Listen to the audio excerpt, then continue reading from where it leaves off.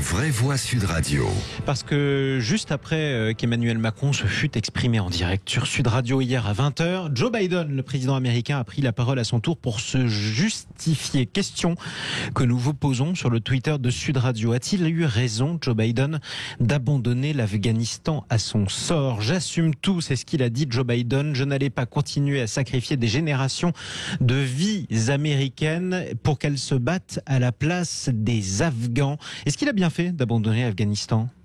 Oui, absolument, totalement et sans aucun doute. Sans remords. Il ne fallait peut-être pas y aller au début, mais on ne donne pas autant d'oxygène à une génération. 20 ans, c'est une génération qui a connu un semblant de liberté. Avec la guerre, voire un ça a semblant. continué quand même.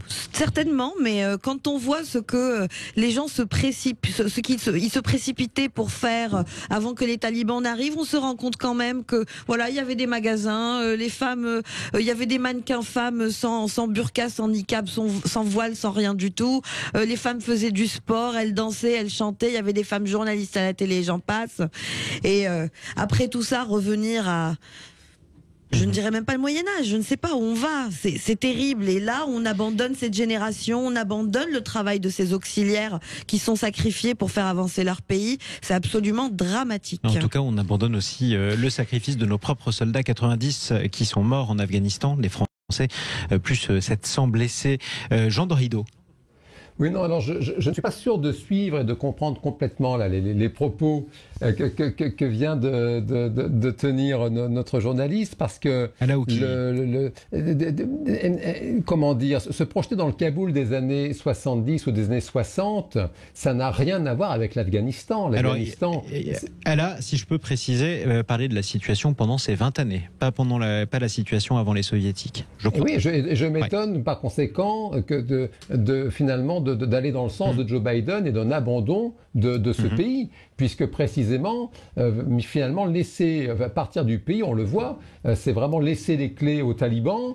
Donc bien sûr, ça pose toujours la même question, qui est la fameuse question du droit d'ingérence, et ça, c'est un sujet qui n'est pas encore tranché au niveau international. Maintenant, c'est vrai que si on envisage de se mettre d'accord au niveau, je dirais, mondial, sur des espèces de principes fondamentaux de droits de l'enfant, par exemple, il y a une charte internationale des droits de l'enfant qui existe, de se mettre d'accord sur des droits fondamentaux pour les femmes et autres, si on envisage qu'il puisse y avoir une autorité supranationale pour faire en sorte que ces droits fondamentaux soient respectés même dans des États souverains, alors à ce moment-là, on ne peut pas comprendre la décision de Joe Biden, qui va dans le même sens de toute façon que la décision que Donald Trump avait prise. C'est lui qui a initié ce retrait, et le moins qu'on puisse dire de toute façon, c'est que dans la forme, dans la mise en place opérationnelle de ce retrait, c'est vraiment une catastrophe. Personne ne l'a vu venir, on est d'accord. Il y a quelques jours, les renseignements américains... Alors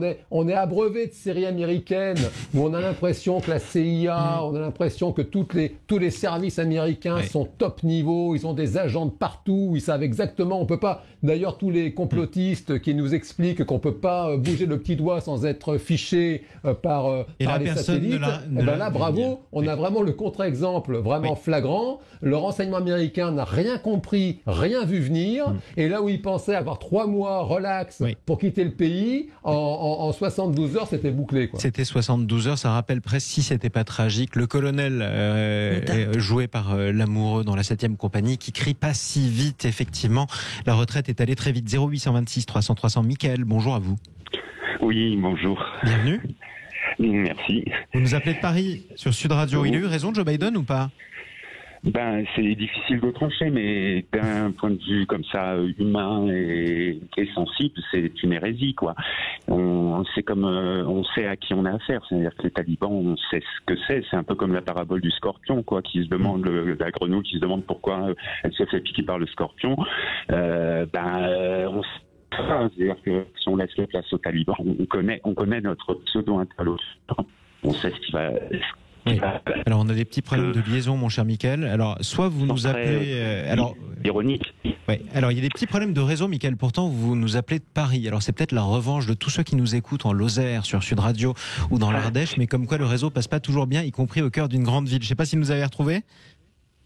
C'est difficile. Vous êtes dans une zone blanche. Vous l'avez inventé malheureusement pour vous, mon cher. Dernière tentative, Michael. Non, on va pas y arriver. C'est trop compliqué. Je suis désolé. On vous rappellerait quand vous aurez plus de réseau. En tout cas, le mot de la fin peut-être pour Frédéric Farah. Oui, mais insensible ou pas Joe Biden.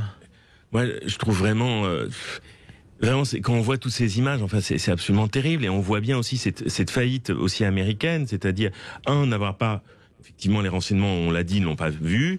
Deux, cette sortie n'a pas été même pensée avec les autres alliés américains, donc ça fait 2. 3, l'autre problème, c'est que si ça est allé aussi vite, on est étonné de voir que la première puissance n'avait pas de plan B pour faire face à une situation d'exception. Et 4, la communication aussi de Biden est absolument catastrophique. Pendant 6 jours, il a disparu, et ensuite on l'a retrouvé. Bon, donc si vous voulez, aujourd'hui, moi, je suis assez inquiet, et surtout, Ala l'a très bien dit, pendant 20 ans, ils ont construit, ils ont tissé des liens, ils ont fait naître, du moins peut-être pas dans tout le pays, mais une partie du pays, peut-être des éléments d'une autre société possible. Et là, on voit ce départ précipité. Comme un immense gâchis à coups de milliers de milliards. Ceci dit, je vais me faire l'avocat du diable, en tout cas du président américain. Il le dit aussi, je n'allais pas continuer à sacrifier d'autres générations de soldats. Les Américains s'en vont, l'Afghanistan tombe comme un fruit mûr, sans même coup férir. Est-ce que ça valait le coup de demander à des Américains ou même à des Français de se battre pour un système que manifestement les Afghans n'étaient pas prêts à défendre contre les talibans? Frédéric? Bon, alors évidemment, c'est la grande question, mais ce qui est certain, c'est que c'est toute l'ambiguïté de la mission, parce que les Américains disent on avait une mission, c'était de plus faire l'Afghanistan une base du terrorisme. Après, quel a été leur rôle, quelles ont été leurs erreurs, est-ce qu'ils ont réussi à construire quelque chose de viable ou non derrière? La preuve que non, puisque les Afghans l'ont pas défendu.